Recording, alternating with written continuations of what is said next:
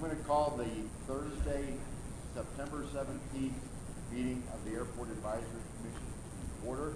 Marina, please call the roll. Okay, Mayor Kentai, Present. Commissioner Armstrong, Present. Commissioner Kunkel, Here. Commissioner Burris, Here. Commissioner Call. Mayor, we have a quorum. Thank you. I'd like Commissioner to, Burris.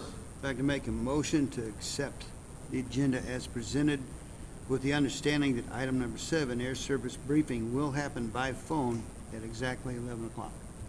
All right, I have a motion by Commissioner Burris and a second Second. by Commissioner Armstrong to approve the agenda as presented with the understanding that item number 7 will be heard at 11 a.m. via conference call, regardless of where we are otherwise. Any discussion or debate about the agenda? Hearing none, I'll ask for a voice vote. All those in favor, please signify by saying aye. Aye. Any opposed, say nay. Hearing none, passes unanimously. Up next, item number 4, approval of the minutes.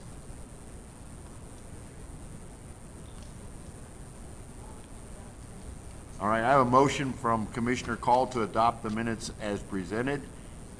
I have a second from Commissioner Burris. Any discussion or debate on the minutes from the Thursday, August 20th, 2020 meeting? Hearing none, I'll ask for a voice vote. A yes or aye approves the minutes as presented, the minutes from Thursday, August 2020. A no or nay rejects them. All those in favor, please signify by saying aye. Aye. Aye. Any opposed, please say nay. Hearing none, passes unanimously 5-0. And commissioners, I've been as guilty of that as anybody. Let's make sure we activate our microphones and silence our cell phones, because if this day is if this day is going to go like this week, everything's going to explode on us in the next 30 seconds. Next up, item number 5, Mr. Stark.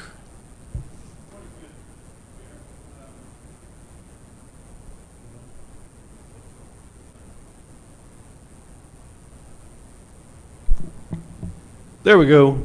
All right. Good morning, Commissioners, Mr. Mayor. Quick update on events at the Air Center. We'll start with tenants and leases. We have no new tenants this month. We do have a couple of renewals.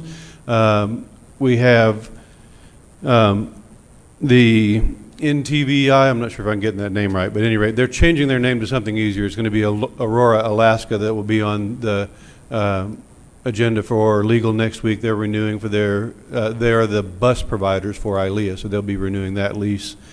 And we have one lease for air sale for Building 115 that will be renewing as well. New lease, it's not a new tenant, but it's a new lease of a new building for them. Red Mountain Arsenal is leasing Bunker 112, which is one of our bunkers on the west side of the airport, west of runway 17, due to new business contracts, and so that will support the storage of those bullets that they'll be manufacturing. I'm not going to go too deep into the air service side of things because we're going to have a presentation on that later, but let me just suffice it to say that right now we're down to 1 flight per day, and that flight is actually doing fairly well. Our overall passenger enplanements have gotten back to 61% of what they were this time last year. So that's a pretty fair recovery, I think, especially for only having one plane. That number at 61 covers 2 planes that we had last month because we run a month behind on these reports. So it could drop a little bit again next month. And in terms of the rest of it, I'll save that for 11 o'clock when Jeff starts to talk about that. Flight operations are coming in at about 65% of what they were for August 2019. So a little bit of a drop there. That's probably due to the travel restrictions that we see everywhere. I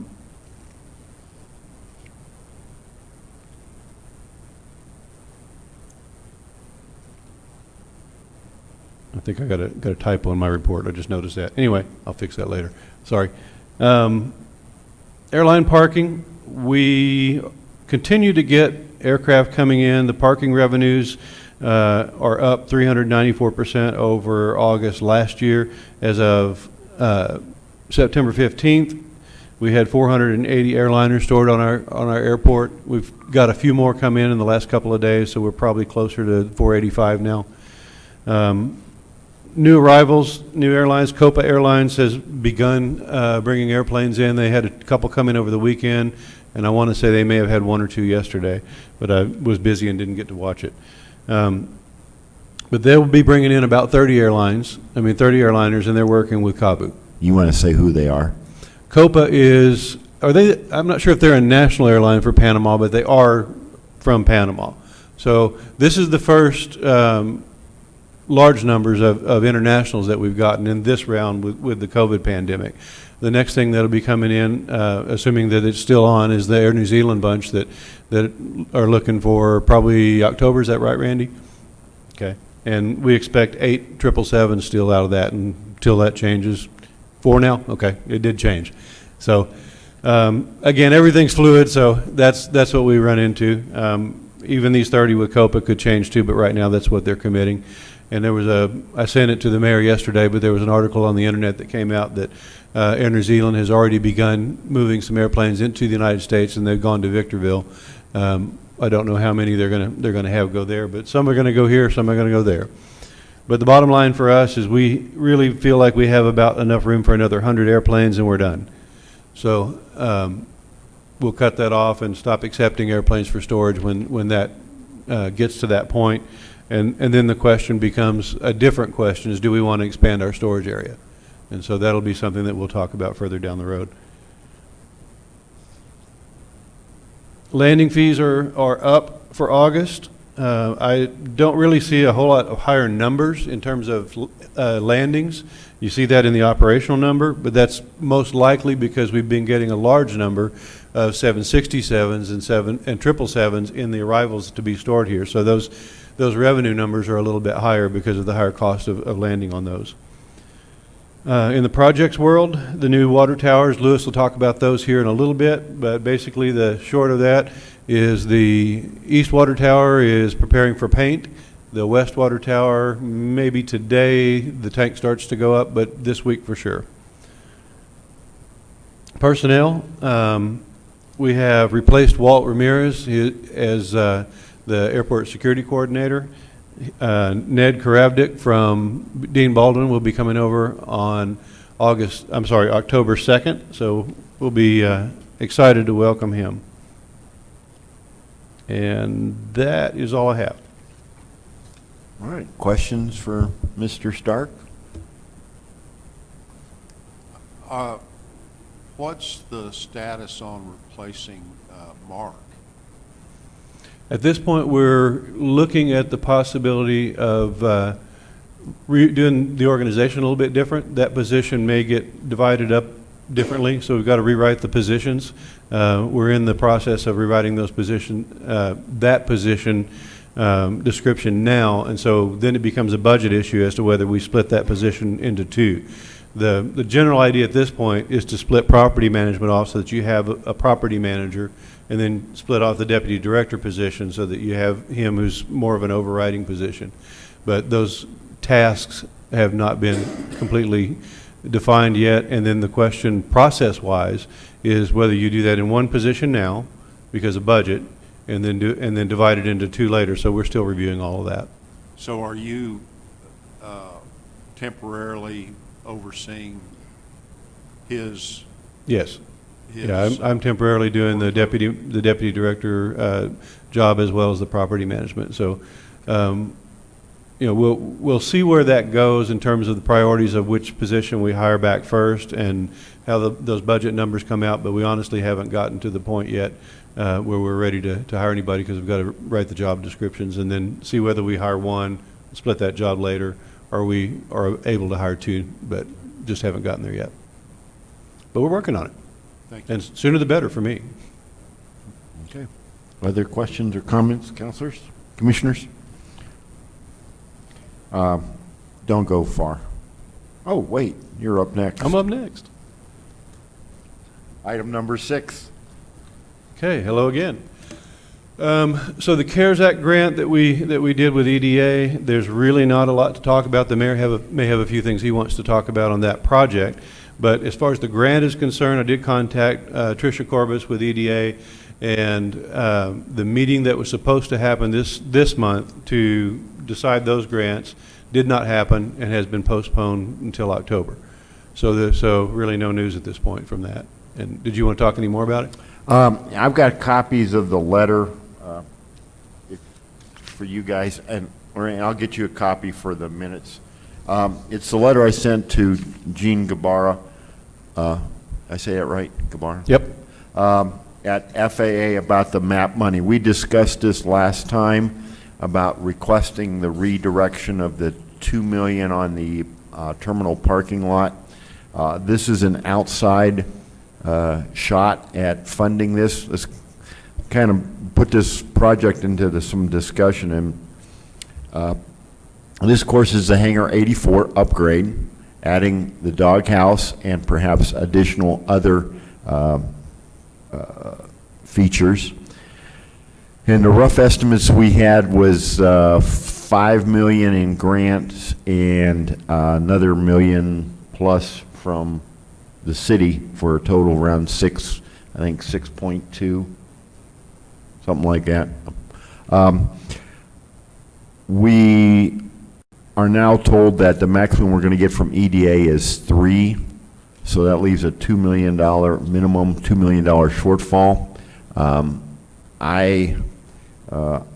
And this group, we've discussed trying to get that money redirected.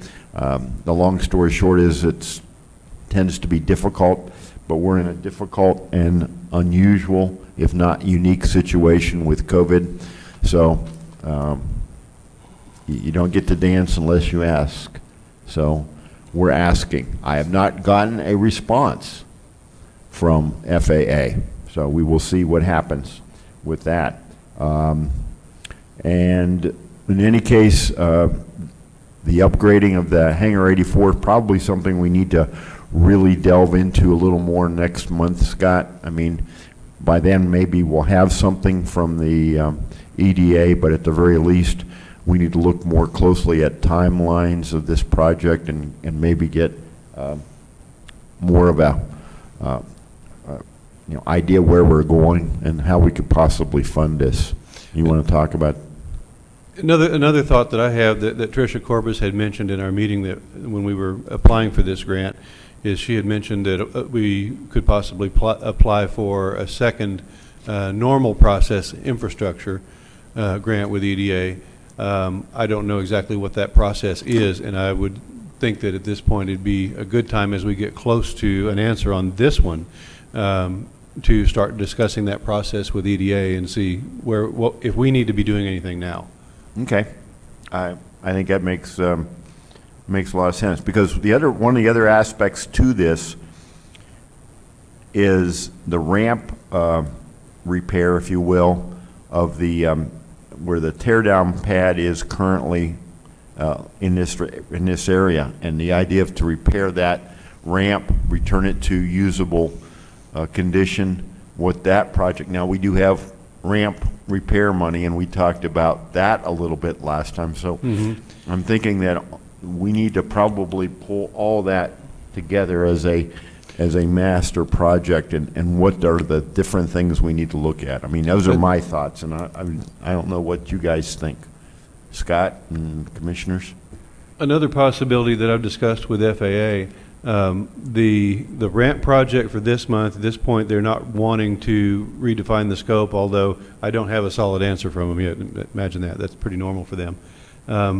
So they don't. So it is ramp already, but it is defined as the west ramp. So basically, from the terminal to the west, and we asked them for an answer on whether they would be willing to include that one piece over there in it as well. And I don't know, Mike, you hadn't heard anything yet. I haven't. So I don't have an answer on that. But the one thing that is an opportunity for us is that ramp project is phase 1. Next year is phase 2, and it is additional. It is also ramp. And verbally, they have committed to basically duplicating the grant that we got this year, next year to complete phase two. Phase two would easily be able to include that part of the ramp. That's what phase two is for, is to continue working up to the east and the north. And so it would include that part. And so we would be looking at receiving that grant in August, September of next year. So that is not terrible timing with all the rest of this. Okay. That's, timing is part of the issue too. And is that a reimbursable grant, or do they give us a chunk? It's reimbursable. So we could actually start working on the project before, use some of our own funds to cover initial expenses, blah, blah, blah? Normally, no. No. So Mike raised his hand. All right. You want to talk? Mike, come on up.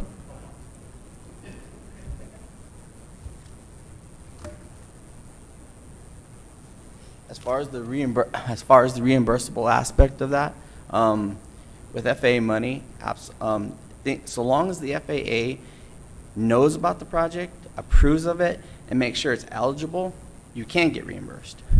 Okay. So those costs, but it has to fit in their little checklist. Okay. And if they say, hey, this is reimbursable, we approve of this, and you get it in writing from them, you're good to go. Okay. That's good to know. And these are some of the things that we need to you guys know about it, but we need to be alert to it too. Commissioners, on this, I'm throwing this open to the whole 84 project. The west ramp is the one that's primarily important because of the Navy, right? That's part of it, yes. But is it in any I know the crunch pad is bad, but is the west ramp in any worse condition than the east ramp? No, it's not. And when we're talking about the west ramp, the primary cost on that project is going to be the concrete between the terminal and the firehouse, because concrete's more expensive than asphalt. And I believe we weren't going to get, Mike, if I'm wrong, correct me, but I believe we weren't going to get all of the asphalt done over to the west anyway, but it would be the portions where Mike's nodding his head, where the Navy parks, we would finish up the parts that we didn't do. So it wouldn't get all of it, but it would get most of it. Okay. Anything else, commissioners? Okie dokie. This, I know we're not there yet, but I've already made myself a note, and I'll bring it up again about the whole Hangar 84 project and the scope and what all we're looking at there. Kind of give us an idea of what we're looking at. I'm a little nervous that the 6.2 estimate is a little bit optimistic. And I don't mean to be, critical. I'm just kind of, if we need to come up with additional funds, we need to know the sooner the better and explore all of our options. So, all right. We're going to skip over 7 because it's not yet 11 o'clock. So guess what? You don't get to move. We're up to number 8. Okay, we're running quick. Yeah, that's good. So last month, we discussed the changes in the regulations, and minimum standards were pretty much done, so we didn't discuss that at all. Rules and regulations, pretty much to wrap it up for me, the suggestions that everyone made, I have put into the draft. I needed to put in a few more definitions, so I read through the document again, went looking for definitions that made sense, and that's what I put in there. So in my mind, it's pretty well wrapped up. I mean, I apologize for not getting it to you guys for the weekend, but then I didn't spoil your weekend either. So, but that's really the only changes to the rules and regulations document. The minimum standards document has not changed at all. Process is something I wanted to talk about. I discussed this with Parker, but when we started all this, we had ordinances, and we pulled these out of the ordinance, and then we did a new ordinance. And in the ordinance, I think didn't get me a copy of it, but I think you guys have a copy of it. But in the ordinance, it talks about for the rules and regulations, for the minimum standards, and later for the property management document, that they would require approval by the city council. So in that compliance with that ordinance, we have it tentatively on the agenda for legal next week, assuming that this commission passes these on to legal. Otherwise, we'll wait. I thought we took it away from the council having to approve. I had thought we did too, till I went back and read the ordinance, and then I just had that discussion with Parker, and I said, so what does this mean? And that's what he said, they need to be approved by resolution. Oh, okay. Darn. So there will be 2 resolutions on there, one for the rules and regulations and one for the minimum standards. The other piece that I didn't have was if someone has a protest, that process. I talked that over with him. He's good with it. Basically, it's a copy of the one that was in the minimum standard. So they are exactly the same, and they do comply with the normal city protest rules. Okay. Questions or comments on this effort? Scott, if you'd look at page 13 on the rules and regulations, Okay? under required actions, the amounts that are on there for property and bodily liability and things like that, are those amounts adequate? I couldn't get a good answer on that, to be honest. I took those numbers I took out of the ones at Durango, so they're current, because those rules and regulations were about 1.5 years, 2 years old. When I looked back on ours, it was like 50,000. It was low, really low.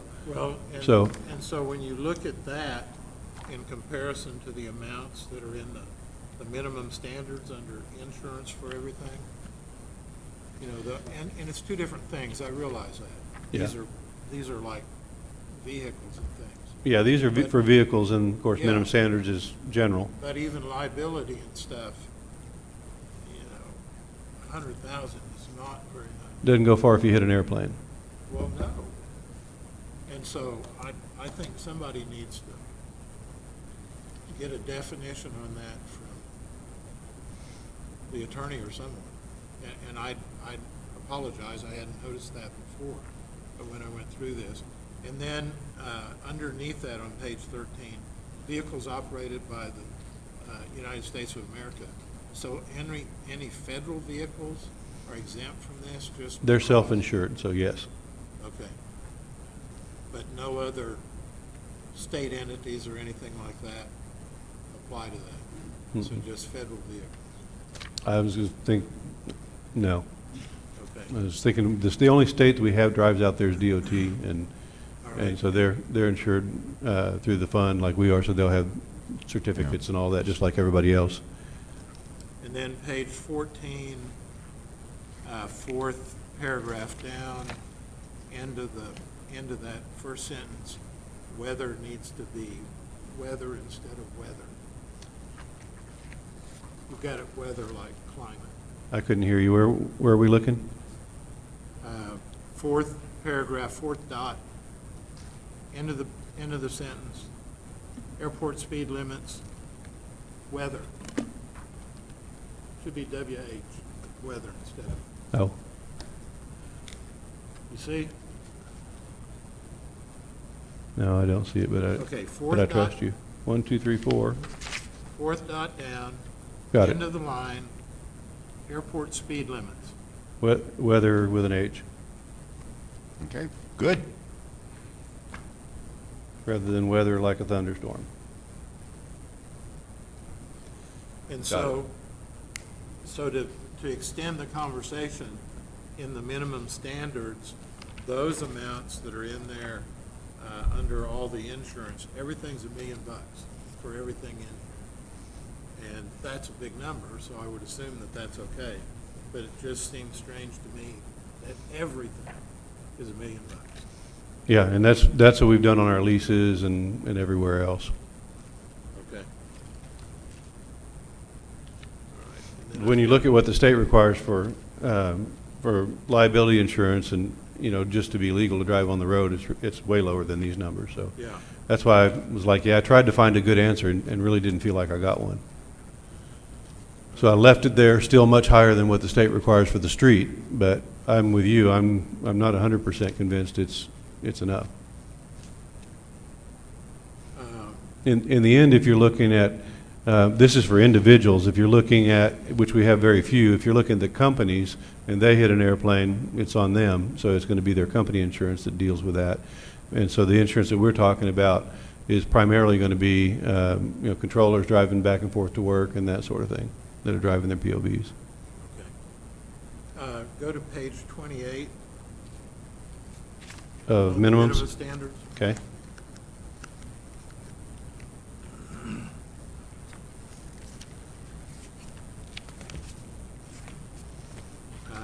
Paragraph, other air transportation services for hire. Mm-hmm. Second line down. I just don't understand the terminology, a 25 statute mile.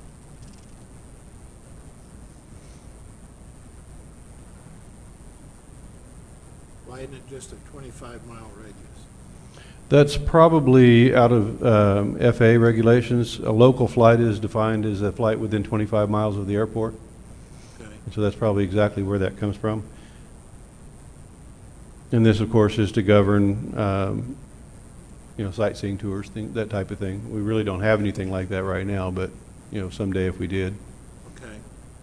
Fourth line down, that same paragraph, pipeline patrol on the left side of the page there. Pipeline's a compound word. Should be one word. And then you've got the same thing on the last page, page 30. Under minimum standards, item number 2, bona fide. Mm-hmm. And that bona fide is in item number 5 also.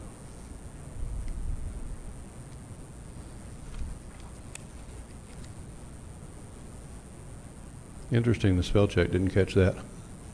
Well, Not- okay.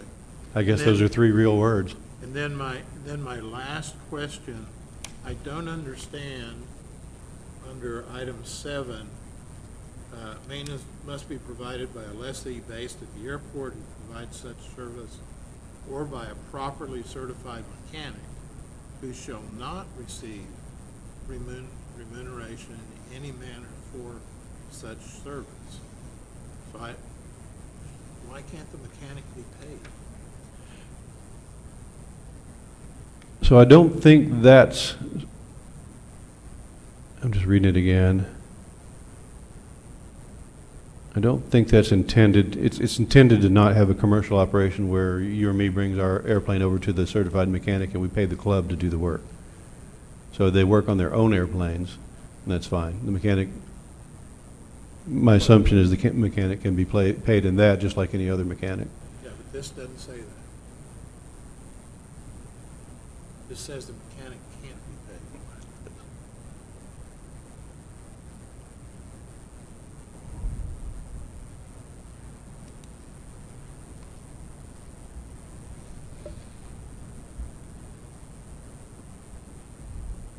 I guess I don't care. who Right. does the repair. No, I'm just reading it again, Service. thinking through it. You want to just strike it after the comma? Yeah, we can do that.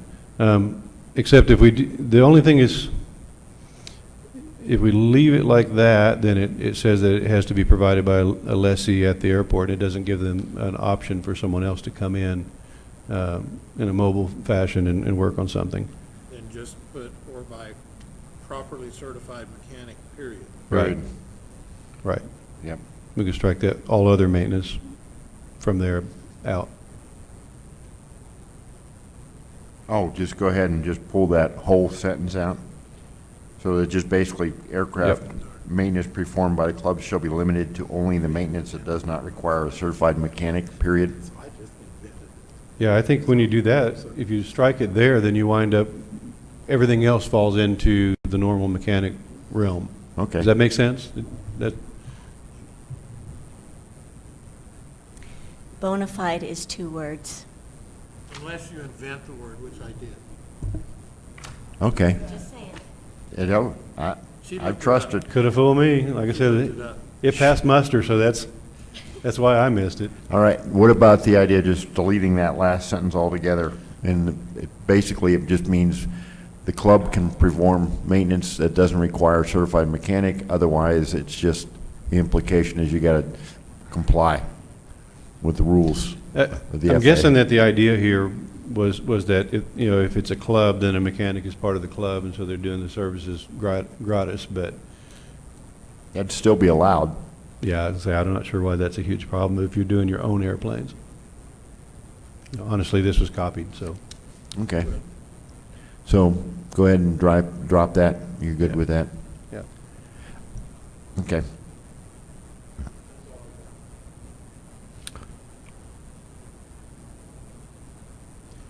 All right. Anything else? That's all I've got. All right, Counselor Stubbs, I'm going to drag you into this whole thing because this goes to your committee next. Why don't you come on up?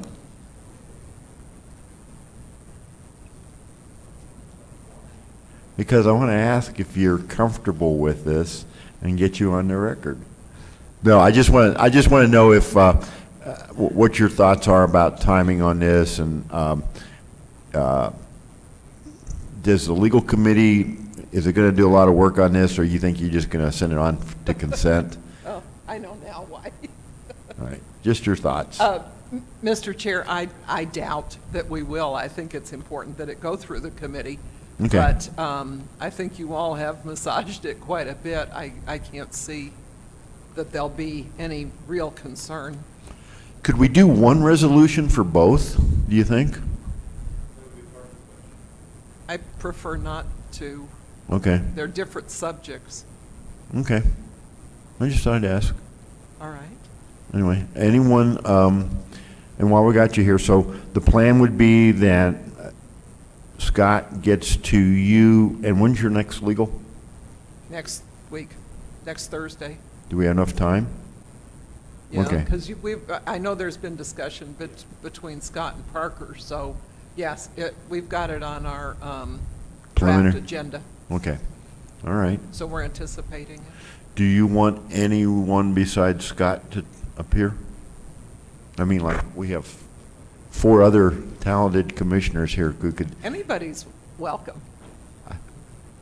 just a thought, if you Same don't have anything to place. do, A week from now at 4 4:00. o'clock. Don't you dare. All right.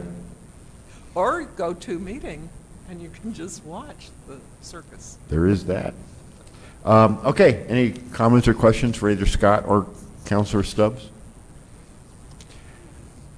Okay, Now, we made it through all this. I liked the process that you took, Scott. And there's been a whole lot of work at these documents, and it went fairly smooth. So just want to give you and your staff kudos. That's all. Good job. Appreciate it, thank you. all right, so now we need a motion to send these 2 documents to the City Council Legal Committee for further action, incorporating the changes discussed. Okay, I have a motion by Commissioner Call to recommend these 2 documents, the Air Center minimum standards and the general rules and regulations, with changes as discussed today, forward to the City Council Legal Committee for further action. Do I have a second? I have a second by Commissioner Burris. Any discussion or debate on this motion? Commissioner Kunkel. Scott, were you going to check to identify for sure that the amounts on the insurance were satisfactory? Yes. So that's part of the discussion? I would, Mr. Mayor, I don't know, should that be in the motion? It's implied, it's in the minutes, and then Okay. Counselor Stubbs, you'll see to it when it gets to legal that that issue is resolved.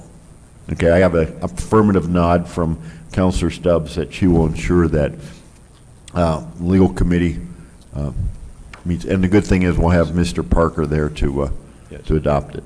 Okay? Any other discussion? If not, I'll ask for a voice vote. A yes or aye approves the motion of sending these 2 documents, Air Center minimum standards and general rules and regulations, forward to the City Council Legal Committee for further action. A no or nay rejects that action and retains these documents to the Airport Advisory Commission. All those in favor signify by saying aye. Aye. Aye. Any opposed, please say nay. Hearing none, passes 5-0. All right. Item number 9. This is the Scott Stark Show. It is, and I'm going to co-opt Armstrong into that as well. But so, as you guys know, we've been working on preliminary designs and rough order of magnitude and that sort of thing for the crunch pad to replace the one that AirSail's working on now. And honestly, it's been a bit of a chore. One update, I think, since the last time we met, I have talked to the State Aviation Division about a grant for that project, and so we do have, Mike, wasn't it 655? I mean, it's a total of 750 with our sharing, but it's a 90-10 grant, total 750, and I think 650 something was our part of it. I forget what that number was, but at any rate, so that amount will help out quite a bit with the cost. But as we work through it, we're still kind of starting with the Cadillac model and working down. We'll pair off what we don't want. But with that, I'll introduce Mike, and if you guys want them, I don't know if you got them, but there were drawings over there of the section of the tear down pad that we're looking at, and Mike's got a couple of slides Mike and Tim do to talk about. Okay. All right. Go ahead, Tim. Go ahead, identify yourself for the record. All right. I'm Tim Archbeck, with engineer with Armstrong Consultants. I've been working with Scott on this crunch pad. We, like Scott said, we started off with kind of a Cadillac version. We were given some parameters on the crunch pad, and on the drawing up there, we're looking at the middle drawing. We're looking at a crunch pad 250 foot by 300 foot in size. And the reason why is because we were given the parameters to fit a 777 on it. We initially looked at a crunch pad with a thickness kind of like your runway at that point. That was kind of our initial look at it. And that's where with drainage structures, concrete drainage structures on the end, it's has a crown on it, so the drainage runs off to the side and it's collected and can be pumped or evaporated at that point. We know we can't run that into the ground, at least we can't. So we're looking at some sort of environmental containment system on that. So we started off with like I said, 18-inch concrete. After a little more design and analysis, we've gotten it down, and you got to understand, these are just preliminary. We have not done any geotech or anything, and our structural engineer has not actually looked at it until we get the geotech moving forward. So these are all just preliminary numbers. We did look at a 12-inch pad. The same thing, same design, with a crown with some drainage structures on the side. We have looked at some of the other crunch pads you do have right now, and they have inverted crowns where everything flows towards the middle. That could work. I don't know if you'd like to be doing work in water at that point. That has to be pumped out and such, but it could work. I mean, it's done, and we did look at that in a 12-inch. We also did a cost estimate on a 10-inch pad, which I believe one of your pads out there right now is a 10-inch pad. And like I said, with that might work at one point. These are all just estimates. Once we get the geotech and structural engineer, they're the ones that are going to tell us how thick it's going to be after they do their analysis. But we're probably looking somewhere in the range of 10 to 12 inches on it right now. That's kind of our take on it. We're down to the concrete itself at a 10-inch just the pad alone is somewhere in the vicinity of $600,000 right now. With a 10-inch, it's about $100,000 more on the 12-inch right now. We do have drainage structures. We do have base course underneath that concrete. I understand your existing pads out there are just basically concrete on slab, I mean on grade, which could be done. Like I said, we'll all analyze that once we get there. But we did do an analysis without it, without the base course, without drainage structures, concave, and right now we're right around just over $1 million in these different analyses, all the way up to about 1.5. So, like I said, it all depends how the geotech comes in, what you would like to see. I mean, an inverted crown, drainage structures on the end, that's running about, for just those drainage containment systems, that's about $80,000 more if we add those drainage instead of just doing an inverted crown and pumping from the middle of a concave structure. The base course is running, if that's what it's going to take. I mean, it's a little more stable if you put the concrete on top of a base course. That's about $132,000 extra. So, like I said, we're running anywhere from about $1 million to $1.5 million on our cost estimates right now, depending on what you would like. And there's, I think right now we have the two different typical sections, one with the drainage structure and one with the concave slab. So that's kind of where I am. Anybody have any questions? Any questions on this? What,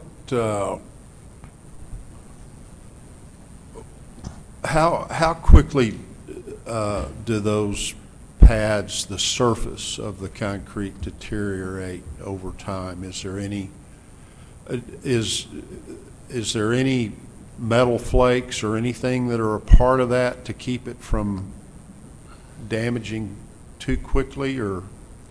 You know, I think, Scott, the pads they have out there have some wear on the top, but it's just surface wear. It's not structural wear. Okay. You are going to get surface wear. I don't think there's any way of preventing that at that point. I just don't see how the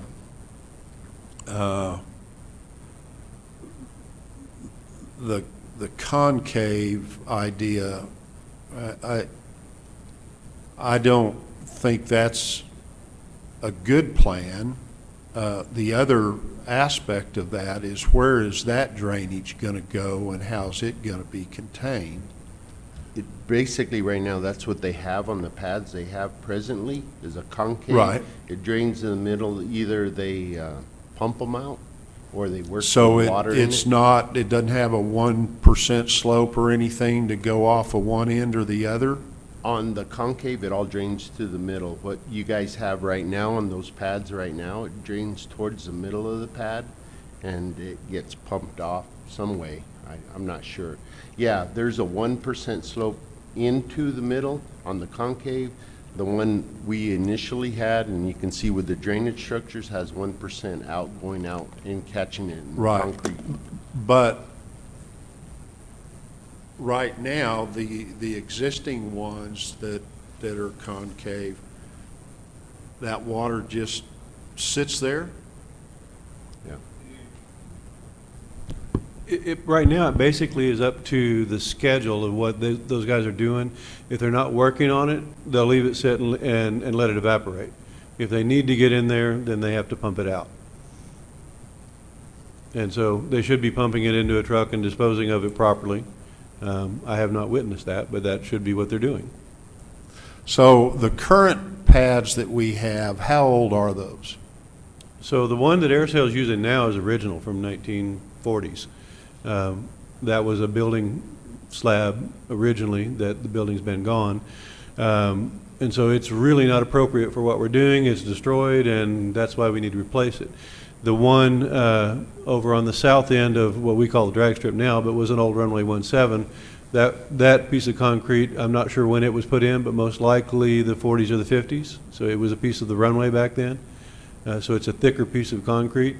And it is not sloped or anything. It's flat like a runway is. So it's mostly got a little bit of crown probably in the middle. And then the third one is more recent. It's about 5 years old. When would the geotech be done? You know, that entire area has probably, if you go down about 10 or 15 feet, it's going to have some areas of clay, and below that is probably going to be aggregate. All of that area from east to west there and to the south is pretty prominent for that. But my concern is that if you don't spend the extra money for it now, it's only going to cost that much more later. That would be your thought process, but we're talking about something that's been there for 80 years now. If I 70, 80 years. So maybe the more expensive way is not the way to go necessarily. However, one of my biggest concerns would be from an environmental standpoint of where that water's going to go. If you pump it out, where do you pump it to? And the contamination is what's going to come back, and eventually somebody at some point in time is going to say something about that. As far as the contamination, when it gets into some sort of sump, right now, like on buildings and stuff we've done before, we either have an oil water separator or open sumps, and usually you get somebody like Mesa Environmental to come in and pump it, take it away. I mean, that's just, that's the way it's normally done. So are you talking about a holding tank of some kind? These are open, they're just open Right. drains. Right. I mean, you could put a holding tank in there, it's gonna cost you a little bit more. But you still have to pump those holding tanks as well, so, you know. Well, that's true, but it's contained a little bit better. Again, it's, a lot of these are just evaporated, you know. If it goes off to the side, it could just evaporate, you know. Yes. Thank you. Come on up, Randy. Hop in there and state your name and your organization. Randy Phelps, AirCell GM there. I'm not an expert at the teardown pad by no means, but I know from experience, for example, the teardown pad that's in our Goodyear facility in Phoenix, incredible EPA tightness of what you need to do there. The pad doesn't have a drain. It's built where the water goes, and they basically let it evaporate. So all the aircraft that go on a teardown pad are free of as free as we can get them, of any fluids, hydraulic fluids, oils. There's no engines on the aircraft. There's no auxiliary power unit, no oxygen generators, no hazardous. We get it down to where there's really, if there's anything left, it would be whatever's residual inside the hydraulic lines, that kind of thing. So it's minimum. But they do let that evaporate. Now, what they have in Goodyear is there's basically a berm, there's a wall around three sides of the pad. We have that. And it's built on a little bit of a tiny bit of a slope, so the aircraft goes in. So any fluids, if there are any, would go to the middle. If it rains, that way you don't have that fear of it rains, it floods the pad, and it ends up out in the dirt, which is a big no-no. So far, they haven't had an issue in Goodyear, and the Arizona environmental folks are out there quite often to make sure that that doesn't happen. The size of the pad, though, I know you said 777. I would plan a 747 is not that much larger. Obviously, it'll be light, no engines on the airplane, no fuel, that kind of thing. But we will have the potential of a 747 teardown. 747s are no longer being put into service. They're going to start wearing out, and there may be that opportunity. I've already got one potential customer that has a couple of 747s that they're looking at. Right now, I'm kind of pushing them away, keeping them at arm's length. But in the future, that's something we might look at, you know, that's good revenue on an aircraft that size. But anyway, I would look at the pad being able to support a 747. The wheelbase about the same as a 777. It's not much different, a couple feet. But obviously, you got the wingspan and the size of the fuselage itself. So, don't know if there's any other thing. Yeah, there's no pumping they do in Goodyear. It just evaporates. So it doesn't matter, based on what you've seen, it doesn't really matter whether it's concave or not. No. No. It needs to have that slope in the middle, though, something to catch whatever fluid. It's for the bad weather. When it does come a rainstorm, you've got something to capture all of that water, because that water is going to mix with whatever fluids are left in there. And even if you had drains on the side, you're still going to have, you know, greases, whatever marks on the pavement that's going to get washed into something. So it's better just to capture it inside that with kind of walls on the edge of the pad, so you don't have any loss of any kind of fluids. And Randy's right. It's not just the aircrafts. Oh, Mike Garcia, sorry. It's not just the aircraft fluids, though. We're talking machinery are out there, trucks are out there that we have to accommodate those for if there are any spills. So you do have the crunch, we'll call it the heavy equipment. Mm-hmm. You do have semis out there that are ready to be loaded by equipment. So we have to plan on any spills that happen from those vehicles as well. We understand that the aircraft are pretty much empty. We get that. But we have to plan on everything that goes on that pad.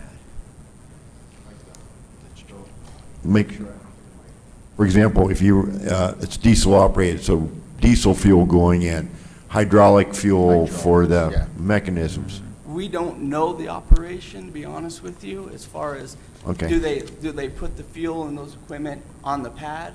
Do you No. bring a fueler out there? I mean, those are things we don't know, but we have to assume during the conceptual design. Okay. I have a question. Yeah, and I don't know of any piece of heavy equipment that doesn't have a hydraulic line brake at one point. Right. So at the Goodyear facility, the EPA there in Arizona, you can have an oil spill in the parking lot directly across the fence from the teardown pad. Nobody says a word. You have a grease spot that's literally 6 inches in diameter on the airport side, and it's suddenly the end of the world has just happened. So we want to make sure that this pad can contain anything that we can think about that might, Exactly. might happen. Just out of curiosity, and I'll come to Burris here, who inspects the pad? Is it just going to be CID or the FAA or anybody else going to get in the mix? I mean, who inspected the ATS pad when they built it? Anybody know? Did anybody? I don't know, to be honest. I mean, I'm not sure that it would be CID, but like any other roads or anything like that, it would be custom construction built it, but I'm not sure who inspected it. Okay, Jim? Well, you're talking about spillage, so here's a trick question. What's going to hold more volume, your trenches or concave? Concave. Area-wide, concave?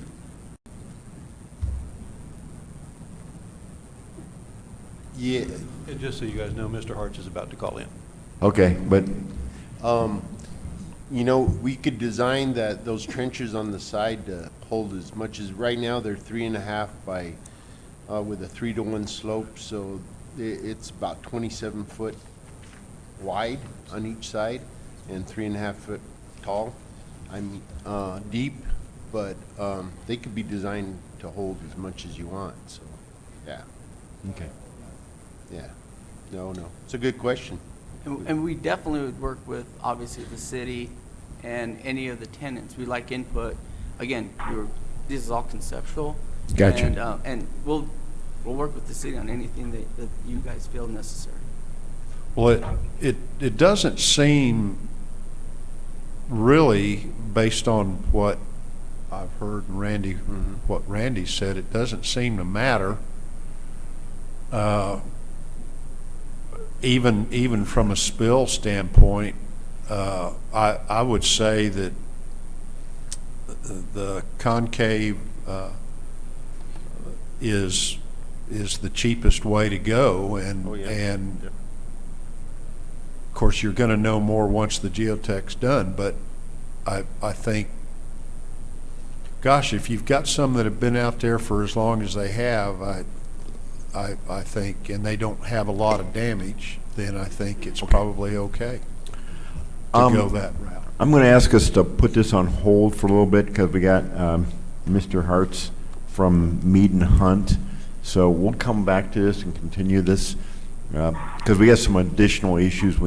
I want you to share what Joe has said in both our companies about his concerns, and I'd like to talk about timeline and funding and that kind of thing. So, and whether we go to bid or CES, those kinds of things. So, with that, item number 7, Mr. Stark. Okay, so on the line is Mr. Jeffrey Hartz from Mead and Hunt. He's our air service development consultant. I'm hoping the technology works, but they're telling me that it's going to. So with that, Jeff, you're up. Yes, I appreciate that, Scott. Just wanted to take a few minutes, kind of talk about what's going on industry-wide, and then more specifically, obviously, having to deal with Roswell and everything that's going on with American there. So, as everyone has seen and knows, the last 6 months has been quite the roller coaster ride for the airlines. They've essentially gotten, starting in July now through October, a relatively, we'll call it a static state for seats. We're down about 45% year over year, and it appears that is probably going to be the new normal, at least for the foreseeable, next 6 months or so future. The schedules for the airlines are being worked on essentially 3 to 4 week out basis. So American, a few weeks ago, finalized finally their October, which obviously we're all aware of how we got kind of roped into that process. We're expecting November's schedule for not only American, but all the airlines over the next couple of weeks. And we expect a similar, if not larger, reduction across the whole country for the flights. The airlines, in discussions they've said, both privately and publicly, have said that the passenger numbers have essentially plateaued. And if you look at TSA counts, similarly, that we've essentially plateaued roughly in that 700 to 800,000 range. 800 on the best days, really closer to that 700,000 at the as where we've been for the last month and a half or so. So with that being said, the airlines are dealing with quite the new world order, I guess you could call it, and a change where they didn't know what to do with all the money they were making a few years ago to they don't know how to stem the bleeding today. And they have, and American and United and Delta and Southwest have all been very public talking about the need for the extension of the CARES Act,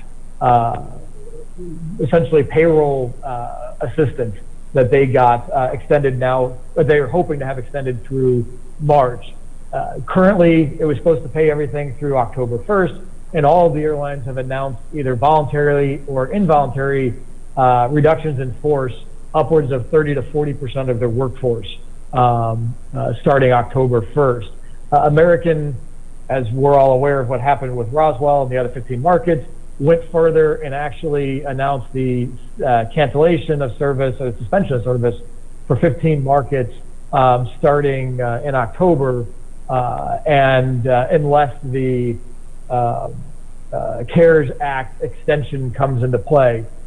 And we've had lots of conversations, both with Roswell and myself in American, as well as myself with American directly, regarding this. They have stressed that they do not want to cancel any of the markets. Their hope is to still have a federal assistance to help get them through the winter and its uncertain times. And obviously, we've had that conversation from a Roswell standpoint of what we can do to help mitigate that and lessen that risk for American if that federal package does not materialize. Their hope, and certainly our hope, is that that federal package materializes and we won't have to do anything on our end to try to keep that service. But American has made it pretty clear that the status quo, quote unquote, probably can't continue nationwide, that the demand has just not rebounded enough to continue service everywhere that they've had in the past until the outlook and the passenger demand changes, hopefully sometime next year. So with that being, yep, sorry, did someone have a question? We're good. Keep going. You can go. Keep going, Jeff. Sorry, it's really garbled. I'm having a hard time hearing. Okay. No questions. No questions. Go. Okay, sorry. Thank you. And so going on to the next conversation with United and SkyWest, we continue to have conversations regarding Denver service. We're still hopeful that next year the airlines will continue adding new service as they're looking for new revenue streams, as hopefully the airlines start coming out of the current pandemic crisis, in the springtime. And so we're hoping that over the next month or two, to have a more formal discussions with the airlines, likely, virtually, since United is still not working in the office, to continue to pitch the opportunity that is Roswell and Southeast New Mexico for Denver service. And that's, at this point, still having positive feedback from the airlines that they still are looking at options and opportunities for next year.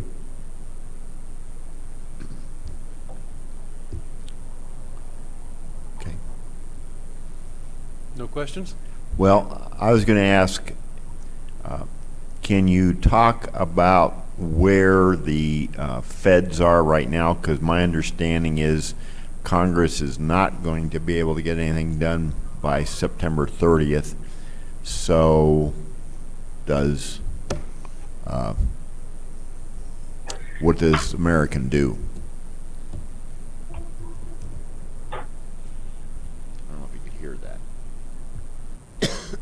You there, Jeff? Yeah, I'm here. I just having a real hard time hearing what the questions. Okay, I don't know if you can hear me any better, but the mayor was asking about the possibility of stimulus, that it might not get done by the end of this month.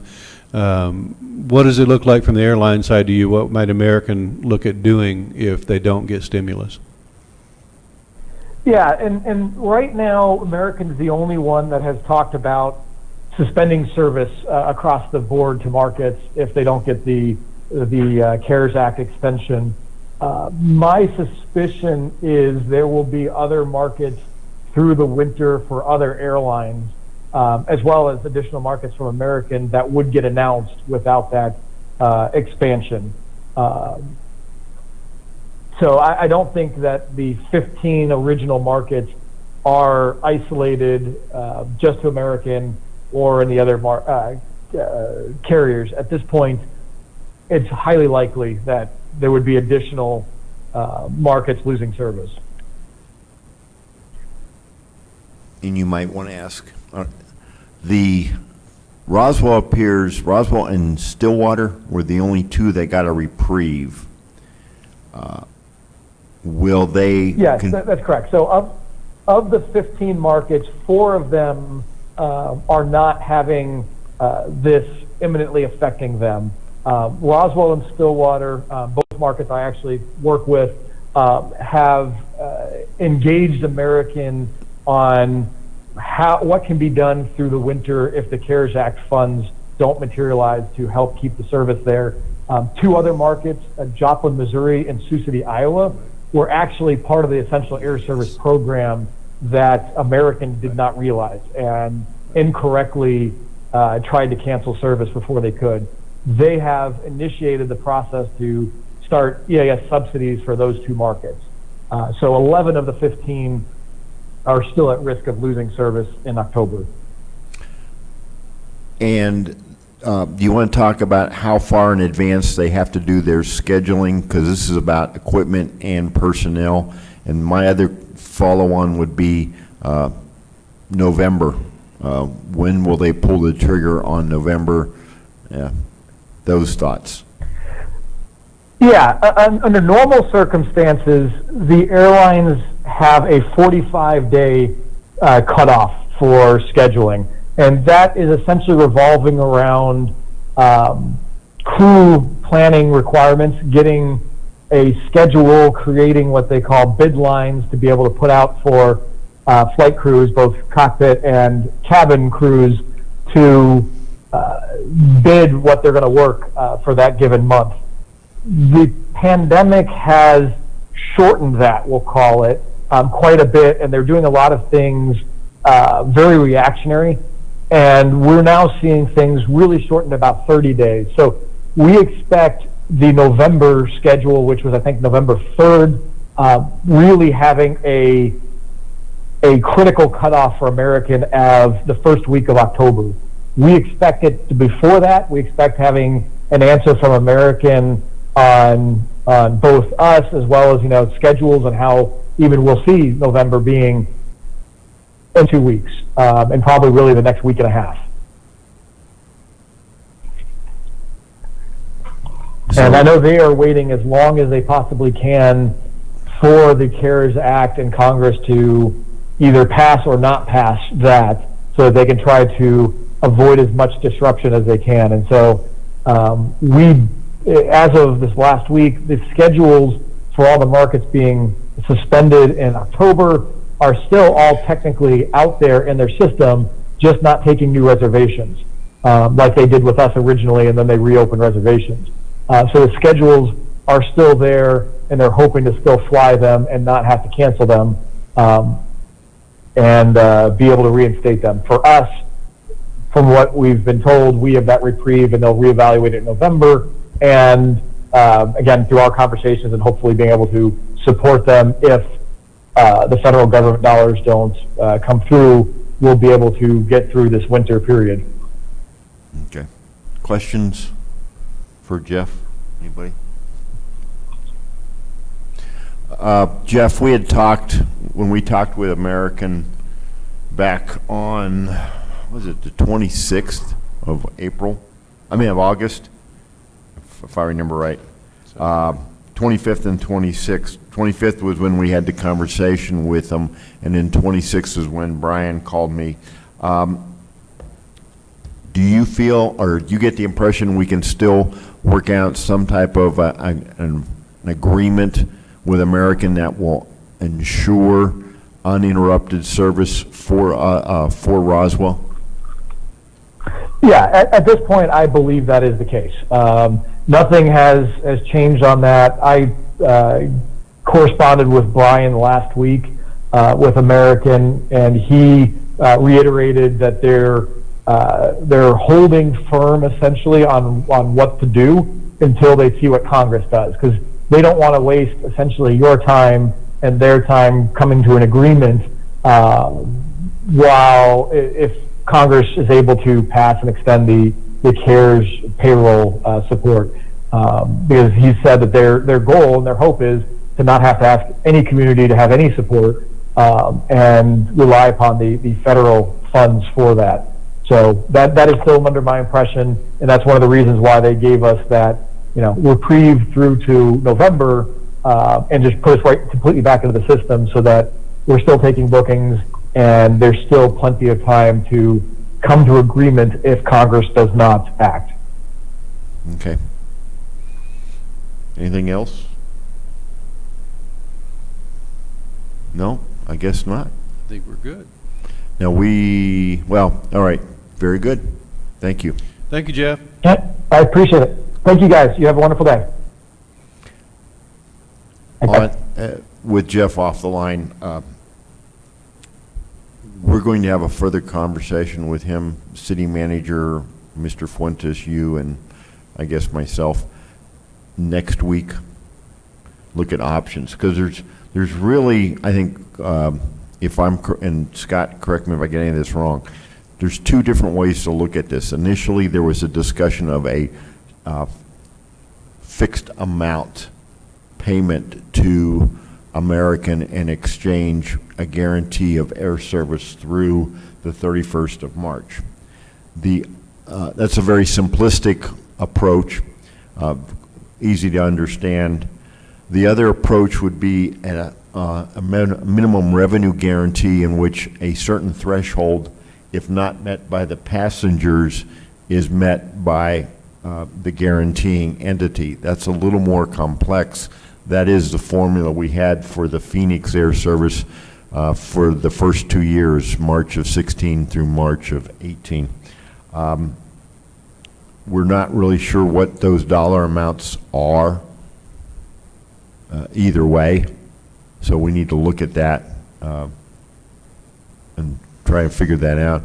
The one good thing that to me was important from the conversation we had on the 25th was that waiving of parking fees for American could count towards that financial support.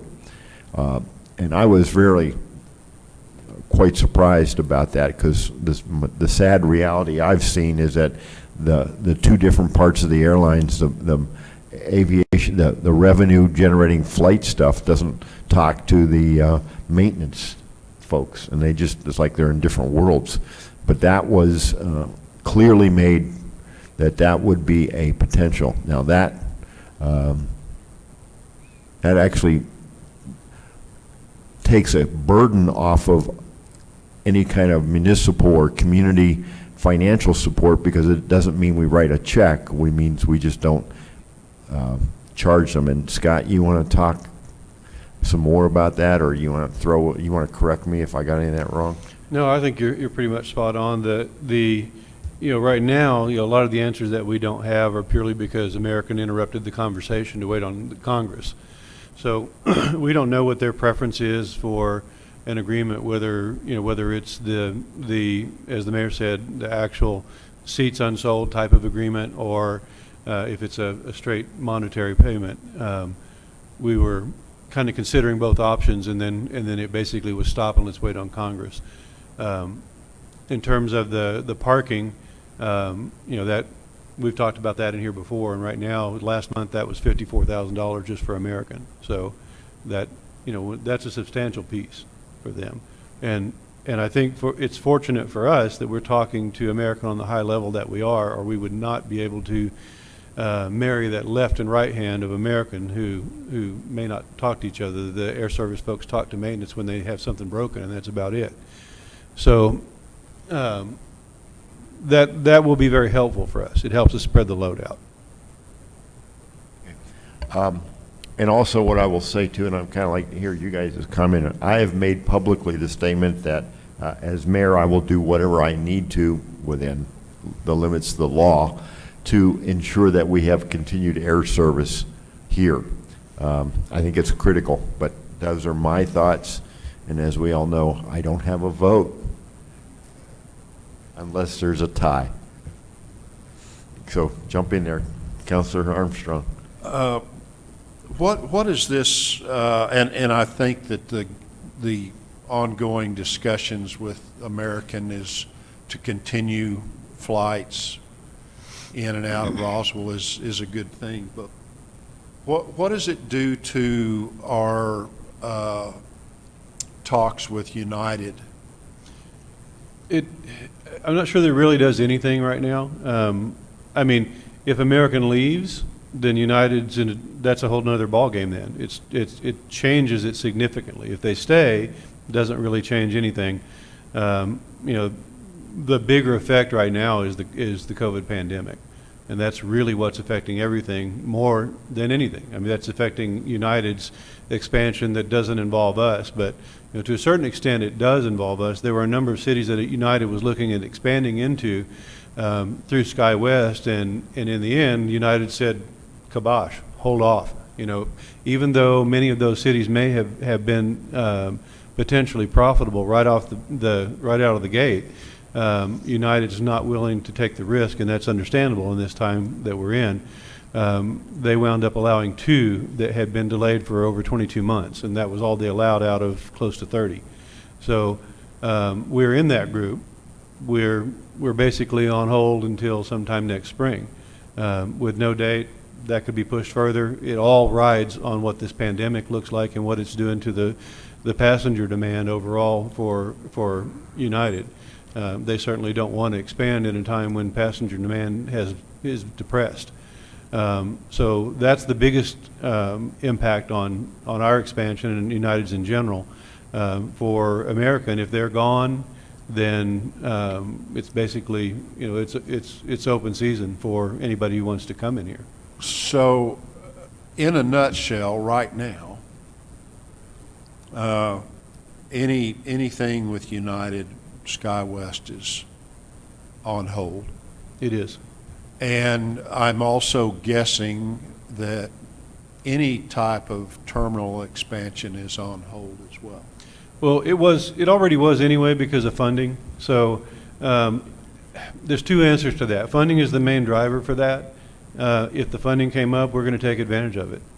I mean, we know we're going to have that need at some point. Okay. I think it would be short-sighted to stop because of something that might last a year or 2. So it's really more, I think, a matter of scale as to what we do when we do it, and that's going to be based on funding. If we get the opportunity to be funded to make the design for the terminal, that doesn't turn a shovel anywhere, so it doesn't cost us anything in construction, but it sets us up for moving forward and sets those phases so that we can pick how we do that. Timing is everything.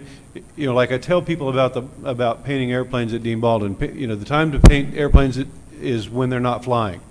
But the wrong time to paint airplanes is when they're not flying because there's no revenue. And so that's kind of the situation with our terminal. If we don't have the funding to change it, then it's not the time. But it's also not the time if we don't have the passengers. So you kind of have to weigh those off. It's a good time to do it when there's no passengers because there's no passengers. So I think still the money is probably the bigger driver. We don't want to just look at it from the aspect of there are no passengers. You're just saying that if the funding's available, we want to take advantage of that regardless. I would think so. Wouldn't you agree, Mr. Mayor? I think you raise an excellent point. I think the challenge that, to me, was that we're talking a 2 to 3 year project. Right. And 2 to 3 years from now, heck, we don't know what's going to be like 6 months from now. I think we need to be planning, and in certain sense, the quote good news is it took the pressure off because we were struggling with how do we expand that waiting area, how do we make it more comfortable, and you're right, that is now off the table altogether. Right. We don't need to worry about that, but I think Scott's got a great point. I mean, now's the time to do the future planning, and in some ways we don't have to rush it, but we don't stop because it's going to take so long, 24, 36 months. Yeah. And one thing that we have in the budget this year that we're planning to do is the baggage makeup area. That actually turns out to be a small project for us. As we started moving into it, we're basically taking out a wall between the 2 counter service areas and combining that baggage makeup area into one so that somewhere down the road, TSA can bring in a X-ray scanner and that'll speed up our process of moving baggage through the back of the house. Right now, they have to open every bag and inspect them because they have no scanner, because they don't have room to put a scanner in there. But that's a relatively cheap project that we can do quickly while we don't have passengers, and we're going to do that. That doesn't take a lot, millions of dollars to do. I mean, that's not going to be expensive at all. What, comments on this? Because I'm going to throw one more thing out. Sure. Advanced stair. I think we should at least, all right, we got contacted by a small carrier, once again, stop me if I get any of this wrong, called Advanced Air. They currently provide air service to Silver City. They operate out of Taos, Silver City. They do service to Dallas, not the DFW. Dallas, Albuquerque, Phoenix. I don't remember if they go to Hawthorne from there or not. Yeah, they go to Hawthorne in the LA area, which is an interesting dynamic. They have That's King their home. Airs and Donier's 380s, I think, which is a 30-passenger jet. Yeah, they're flying King Air 350s and Dornier 328 jets. We had a very preliminary discussion with them, and we said, hey, we'd like to talk some more. This kind of goes back to the question of, they go to Denver too. Mm-hmm. And so what do we expect from them? We discussed the fact that we were looking at United service. We were at the point of this discussion, we'd already had the reprieve for the Dallas service on American. So where, if all, would Advanced Air fit into the equation, and what kind of support would they need? We didn't get very far. It was just kind of a, hey, this is who we are type meeting. But subsequently then, I had some discussions with some state officials, and the idea of some type of state of New Mexico support for intra-state air service. In other words, the folks in Lordsburg and Hobbs trying to get to Santa Fe or Albuquerque, you know. And I will say that, and you've had this discussion at the aviation division of DOT, so that could be brewing. Sure. The problem is, this would not qualify for essential air service because we already have air service, if I'm not mistaken. Correct. So the issue with essential, and in the end, you know, if it changes, you don't know what it looks like, but there is a movement amongst some of these organizations that fly EAS type service to get the EAS law changed. What took us out of EAS, we had it years ago when Mesa was here, and what took us out of EAS is when we went to American Airlines going to Dallas in 2007, and Mesa left. So that ended that contract, and having an active contract, we were technically still in the program until 2011. But when 2011 came in, there was written into the law a sunset date that said if you didn't have an active contract with a supplement from the government, then you were kicked out of the program and can't get back in. And that's where we are now. So the movement among these other organizations is to go back and change that law and remove that sunset. And so what it would open up for possibly for places like us is we might not get back into getting the subsidy, but we might get back into the EAS system where that gives us guaranteed service. So then you would enter into contracts that guarantee service without a subsidy. But you know, whether the subsidies are on the table or not depends on how they rewrite the law. So I think kind of building off the question about United, this is, I hate to use this word over and over, but dynamic. This is, It is. I mean, this hit us, the American thing hit us both out of the blue, and it changed within like 5 days radically. It was up and down in 5 days. Yep.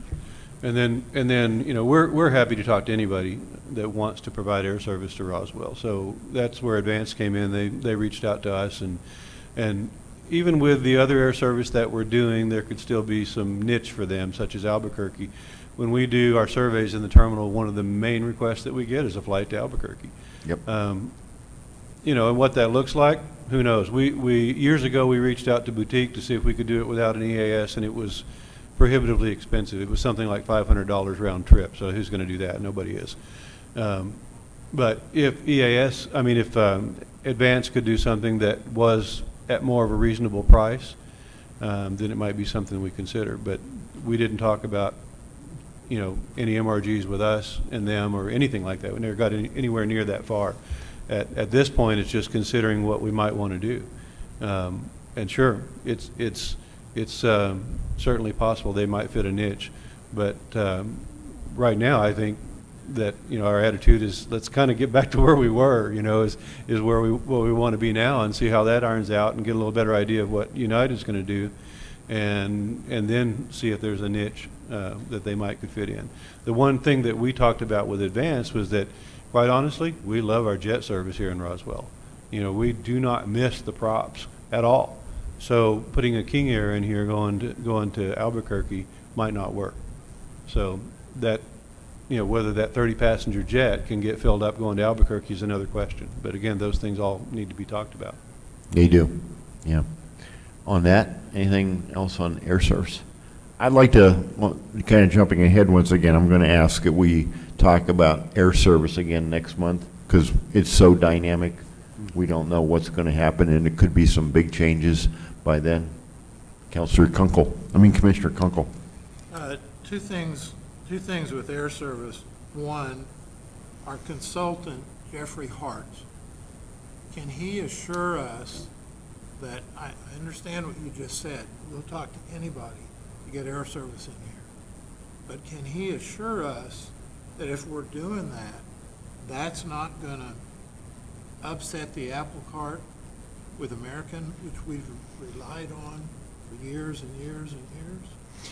That's one of our major concerns, and no, there's no guarantees on anything. You know, quite honestly, I think even if we had an assurance from American, that wouldn't be a guarantee. That's my opinion, because they can change their mind. Mm-hmm. But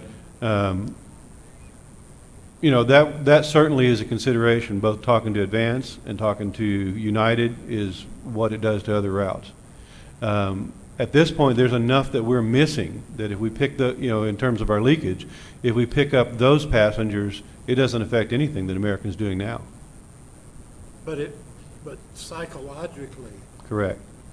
it's a problem with America. Agreed. And so that would be a conversation that we would need to have with Americans so they fully understand what we're doing. Okay. The other thing, have we reached out to surrounding areas that participated years ago, also in the Phoenix flight, to identify if any of those communities and or even the county were willing to come up with some money if we needed some money?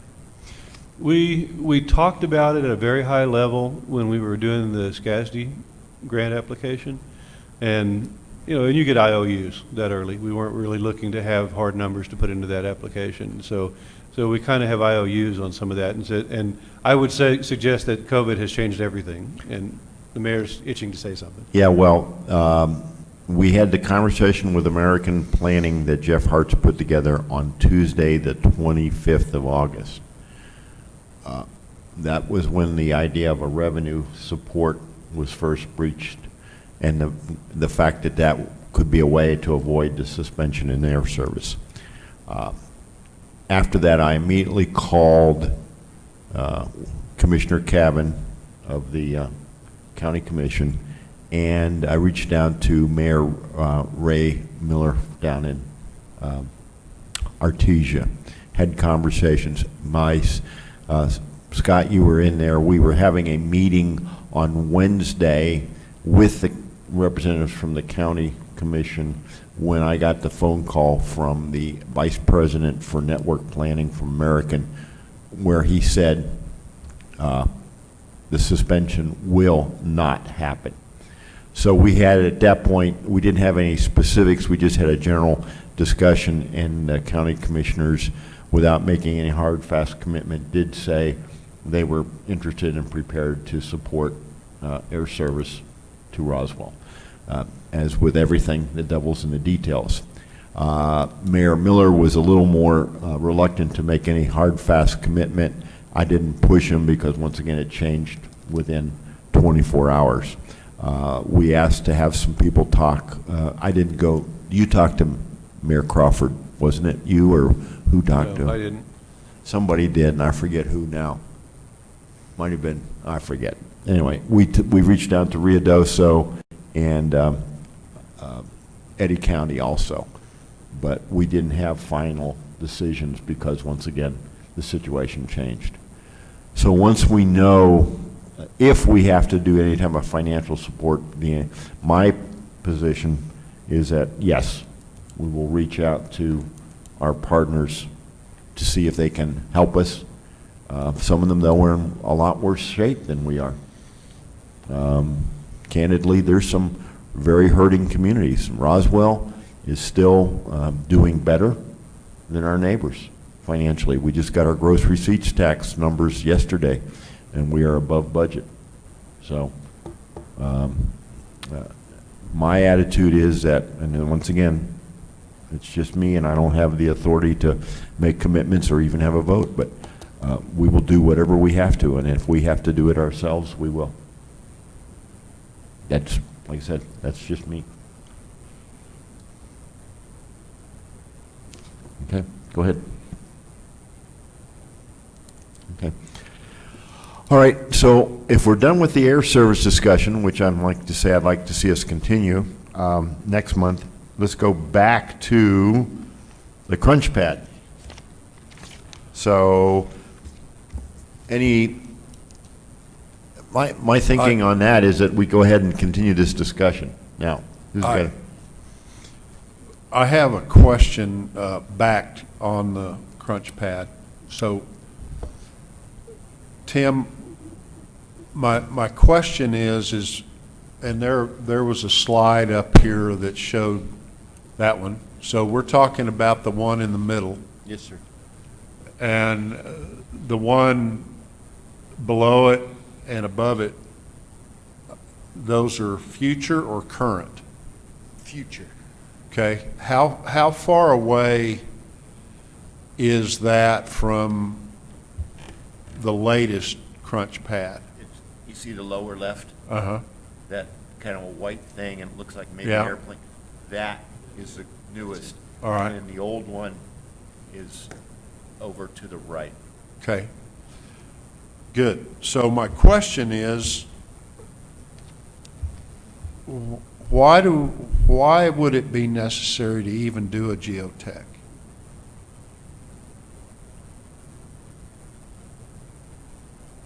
We would need unless we can get what they did. I don't know if one was even done at that point. Well, you're not talking about an area that's going to be any different in all likelihood. I mean,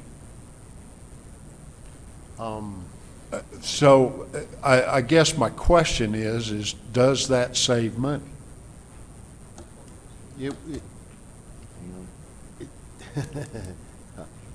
And Mike Garcia. Okay. For us, as a consultant, we have to put a PE stamp on it. So we would get soil borings. It's a liability issue for us. Okay. When Scott tells me it has to last 20 years and I can't prove what's underneath there, that's a liability. Okay. So Okay. when we do that, we have to engineer it. I So we need to understand. understand When what you we're put working your with. stamp on there, Yeah, 100%. okay, so that The answer. city doesn't have to worry sometimes on maybe some of that stuff. That, When I was with the government, when I was federal highway, there was things we did, we didn't need a stamp.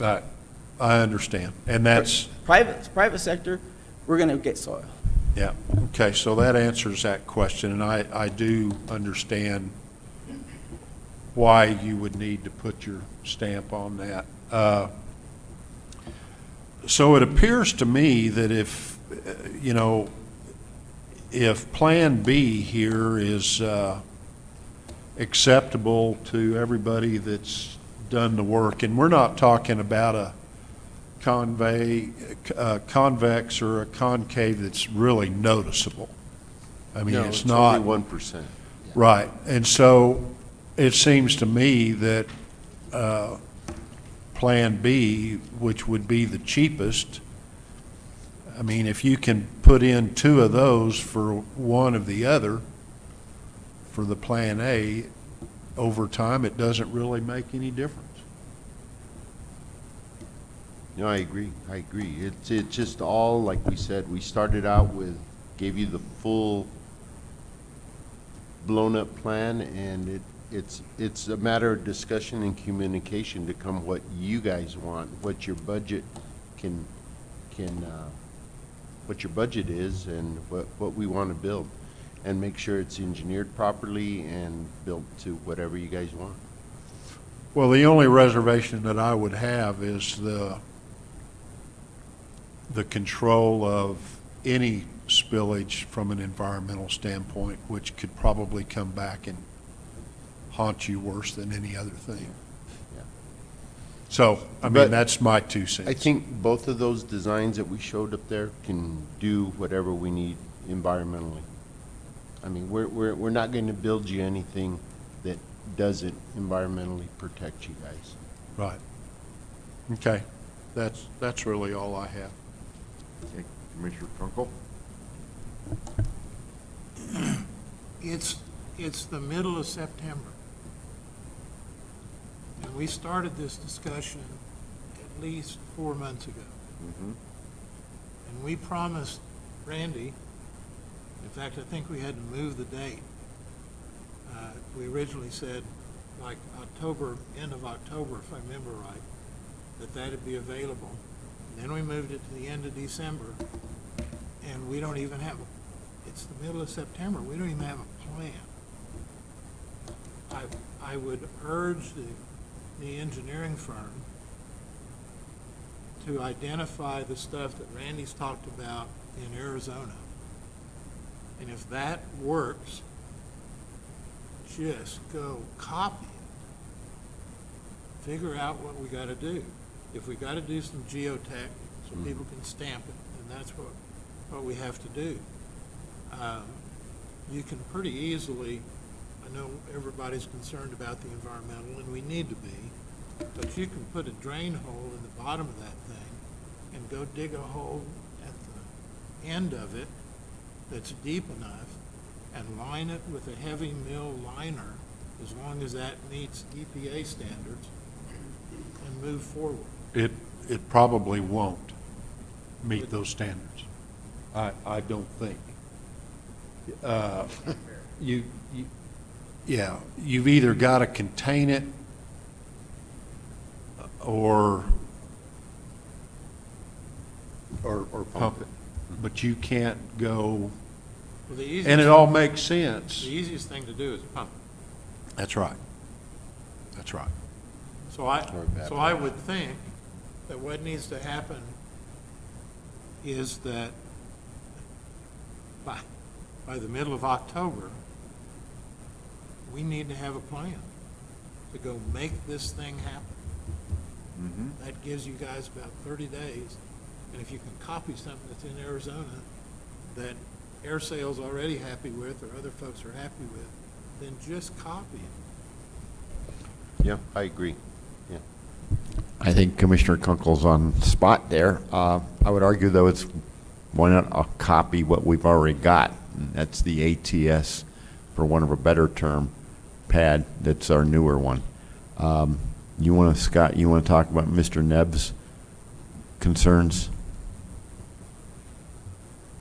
So really, and I share the same concern, but Joe and I talked a little bit yesterday and this morning about the cost of this project.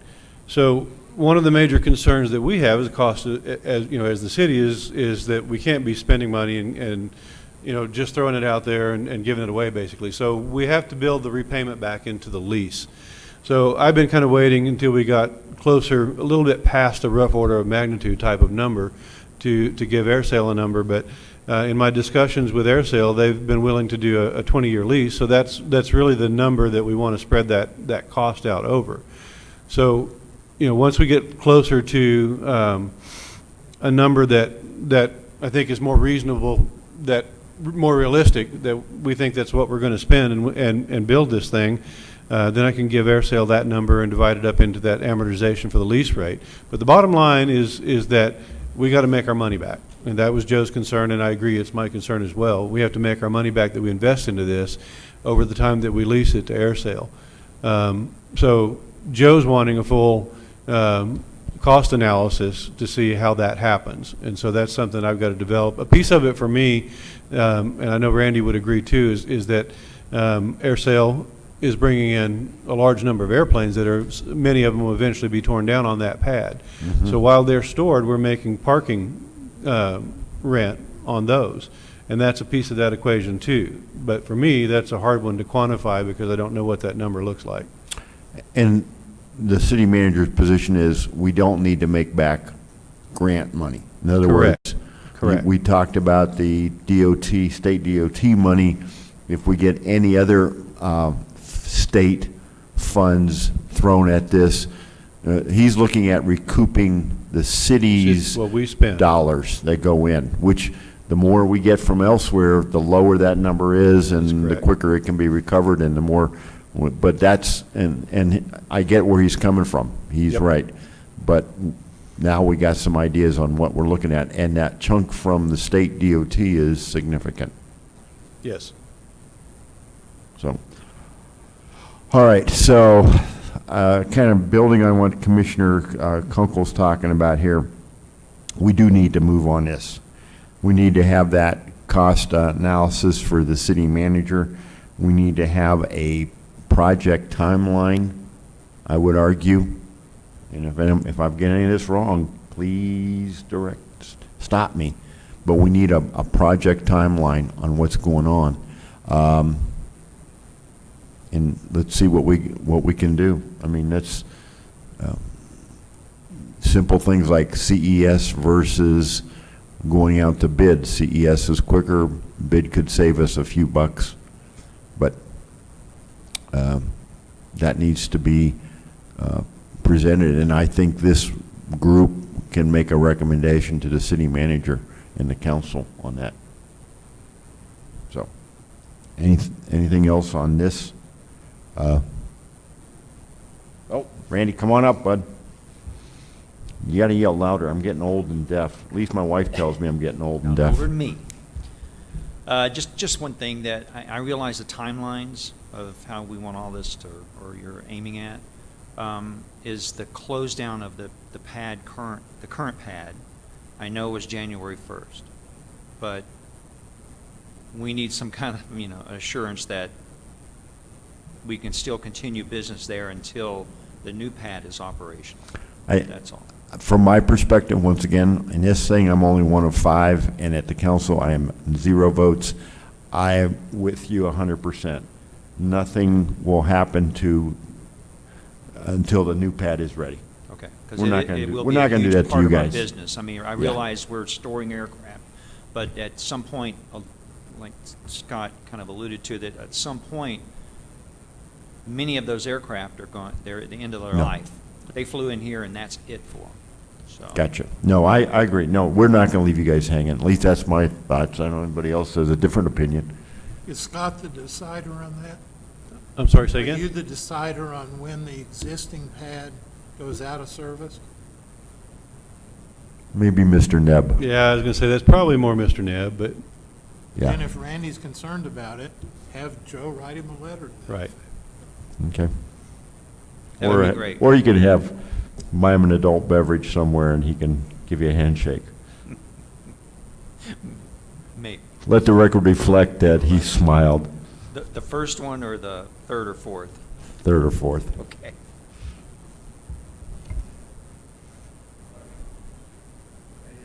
Anything else on the tear down pad? But I think the gist of it is now, Commissioner Kunkel raises the excellent point.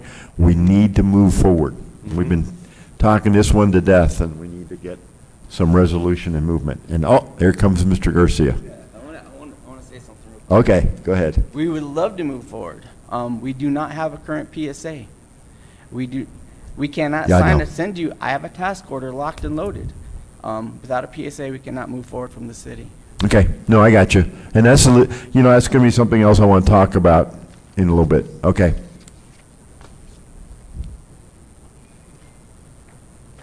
Okay. Unless there's anything else on Crunchpad, I would like us to move on to item 10.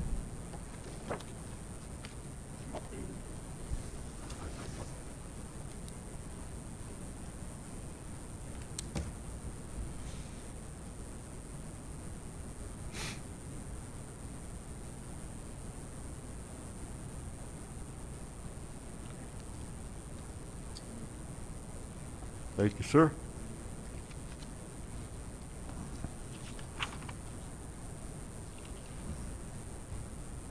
Sure is pretty.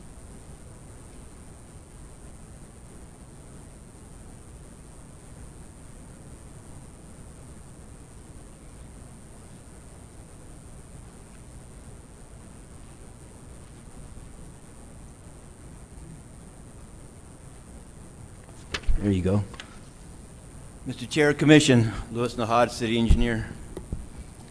I'm giving you a courtesy update on what's going on with the towers. Tower number 2 will be raised Friday at 8 a.m. Awesome. Okay, so as of September 10th, I use September 10th because we have our biweekly progress meetings. Time used was 214 days, 57% contract time. Gillis, the one next to the existing tower, is about 75% complete. West Martin's about 50% complete. Anticipated completions by January 2021 for Tower 1, and Tower 2, August 2021, which is the contract time. Things are moving better than that, but I have a tendency to be conservative. Next slide, please. Okay, so I'll give you some insights on what's going on. This is Tower 1 Gillis tank. They should finish coating the interior today. And they want to have the exterior completed by the end of the month. October to December, we would do the plumbing and the internal controls. We still have to tie in the water line that's outside, 14-inch water line. And the pictures that you see there, that's the picture on the left, is after it's been sandblasted, nice and smooth, and then it gets the primers, 2 coats of primers and 2 coats of epoxy lining. And then the picture on the right is the shroud or the containment that we have to use, that we're using right now. You will note that, so if you start getting phone calls or you start getting surprised, for the final coat, the containment shroud will come down and it will be hand rolled. So the containment's now, because they're doing the blasting with the steel shavings, and of course we have to catch all that and send that off to wherever they send it, but the shroud will come down for the final coat. Next slide, please. Okay, the reason I'm here is we're getting close to doing the final coat, the exterior. So you start the exterior prime coating this weekend. What I gave you in your handout so you could see it better, the way we've got it right now is 2 orientations for the 2 towers. We're just assuming a 45-degree prism, which I'm sure the visibility prism would be larger than that. There's the logo on the upper right. The logo is 26 foot wide by about 24 foot tall. So it's a big logo. All during the conceptual of the project and dealing with council and all the council committees, everybody wanted them to be visible from US 285. Of course, the runways, and then town. So what we've done, we've already have an idea where we want to put the logos. Tower 1, you can see the orientation on that one. We went out there and we did some GPS shots, took some shots on the bypass and stuff, and oriented our aerial to tie it in.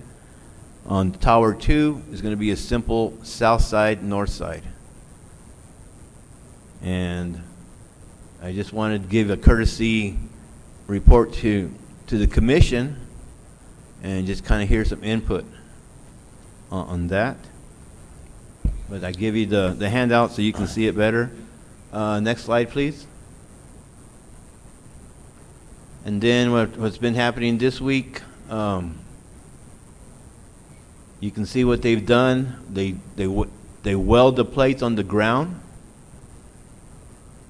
to get the lug supports and everything else, do some initial welding of the plates, and then they lift them up, which is slide on the right. Next slide, please. And then if you read the Roswell Daily Record this morning, they were showing the lifting of the inside access tube, what we call the access tube. That's it on the left. And all that gets sandblasted and coated inside and out, including the ladders. And then it got lifted up on the top, and it's in position now. And it's got what we call the UFO, or the dollar piece, on top. And then tomorrow at 8 o'clock, they'll lift up the tank with, I believe, 14 or 15 little hoists, all synchronized, 8 inches at a time. It's going to take about 2 hours. And then they'll bring that up, and then they'll be able to attach that tube that's already in place, which would be the top. And then at that point, they just secure everything again. And the plan is they raise the tank tomorrow. The painting crew on Tower 1 is done September 28th. October 1st, the painting crew moves into to Tower 2, and the weld crew's gone. It's all assembly line fashion with Landmark. I am very satisfied with what Landmark Structures have been doing. They're out of Dallas. They're doing the premiere for what we call the composite tank, and they're doing very good work. We're ahead of schedule, but knock on wood, because you never know what's going to happen. I stand for any questions, and I would like some comments on the orientation of the logos. Okay, commissioners. Thoughts on the logo orientation? Commissioner Armstrong. Well, the way it looks to me, and you all have obviously done your homework on this to try to get as much advantage as you can from the logo, and I don't see anything any different that needs to be done there.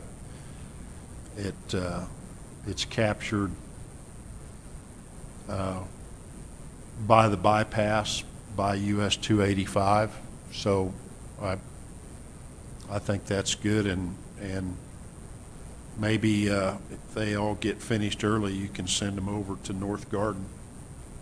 Ooh. And Obviously, you didn't read the Roswell Daily Records yesterday.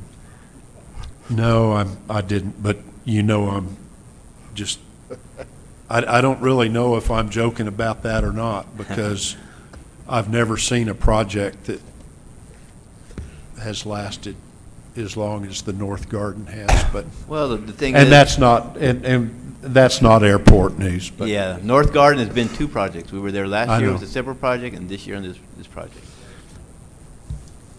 Yeah. Yeah. Thank you, Louis. We So have- it's a and good for job. North Garden, so we'll be back again for 2 more projects. Yeah. Yeah, that's right. All right, Jim? Thank you, Commissioner. Okay. Commissioner Call, any comments? No? Commissioner Kunkel? We do have this as an business regular item, so I would actually entertain a motion to encourage adoption of the plan presented by the city engineer for logo placement. I have a motion to that effect from Commissioner Burris to express support for the plan on logo placement by the city engineer. Do I have a second? Second. I have a second by Commissioner Armstrong. Any discussion or debate on that? Hearing none, I'll ask for a voice vote. A yes or aye approves it. A no or nay rejects it. All those in favor signify by saying aye. Aye. Aye. All those opposed, please say nay. Hearing none, passes 5-0. I do have a question though on this all right, you're talking about Tower 1 being done probably January of 21. Fills the tank. What's the timeline in your mind for the old tower? And I know there's some issues of radio antennas and stuff like that to be resolved. I think they need to be resolved yet.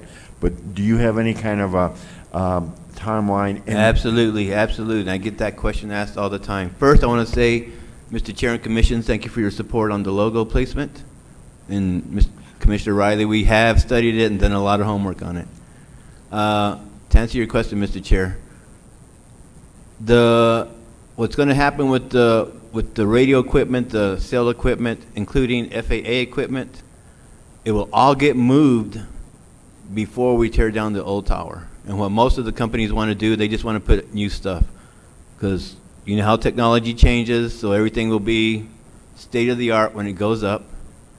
The plan is that custom construction is the sub to bring it down, and it'll come down the first quarter of 21 once the Tower 1 is in operation. And the way it was, as per the contract, the tower comes down, all the parts and pieces belong to the contractor. And there is lead paint, and they will be disposed of as needed. And Custom is a qualified contractor for lead abatement. And this is 50%, just this one tank is 50% larger than the existing tank. Correct. Is that correct? Correct. Okay. So do you anticipate any change in pressure out there, or is that? I would anticipate the pressure to go up, especially on the outreaches where you have I'm going to call it the blimp hanger. Yeah. Right now they're at minimal. When this Tower 2 comes in, it'll go up to more substantial fire protection residual pressures. And that's the reason why we played with the water models and the pressures that we did and the orientation where the tanks went. Obviously, one was going to go next to the existing, it just fit into plumbing. And then the next tank, we played with the water pressure models, trying to serve as much as the air center as we could. How long have you been working on this project?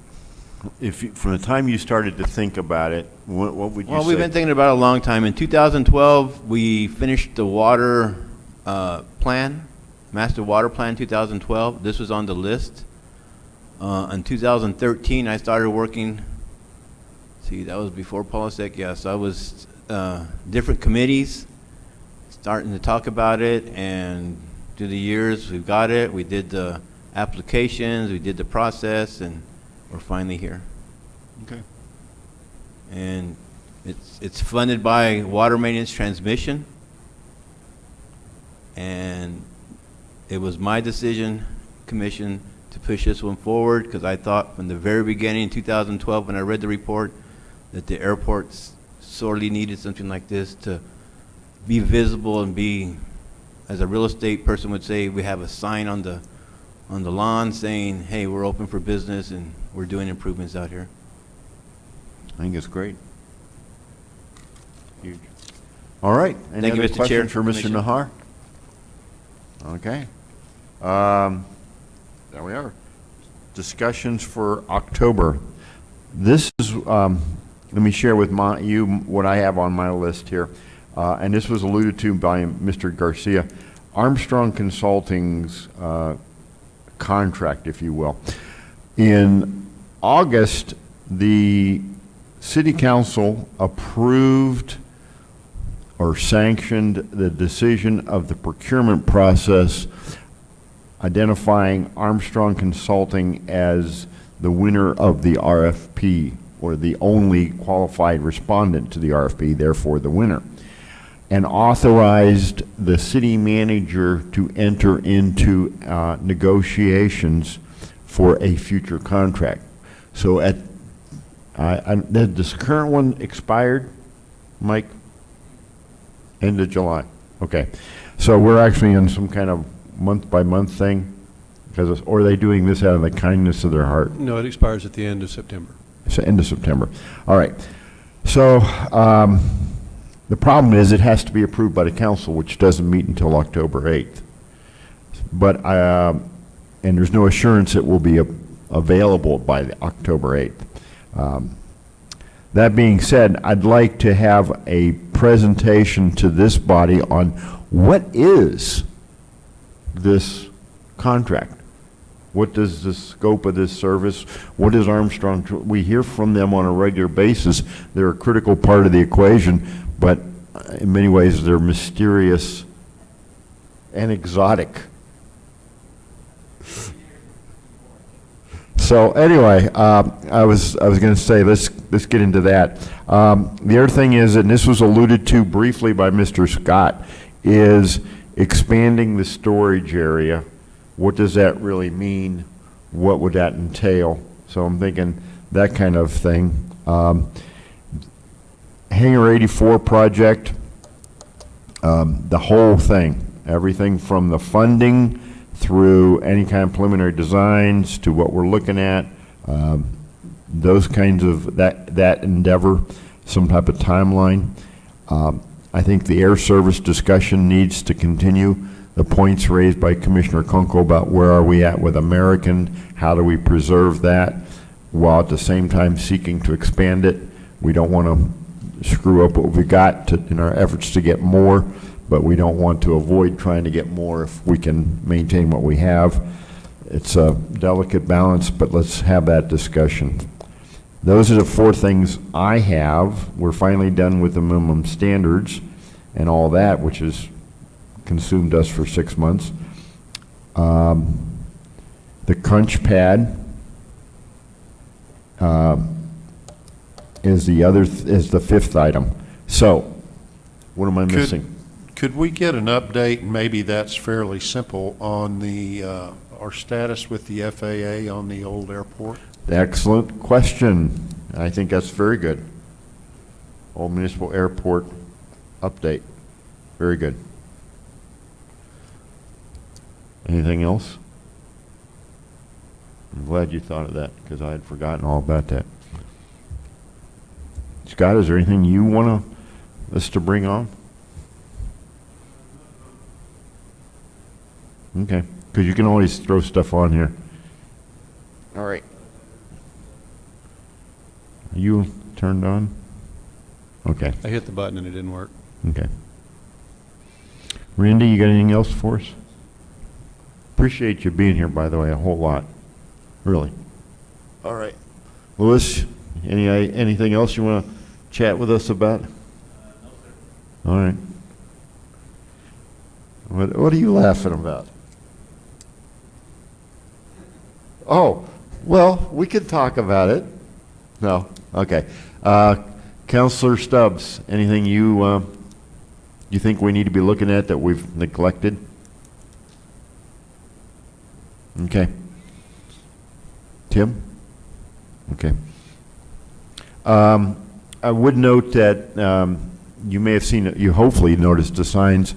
We now have childcare going on in some portions of the convention center. Those are the rooms over on behind that purple wall.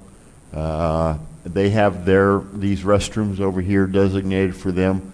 We are to stay out of those areas. So we have restrooms over here, and then we just don't. And that includes the city council, city staff. We're just trying to do this to help families that are trying to deal with kids being at home. Anything else? All right. If not, by my clock, it's 12:07, and we are adjourned.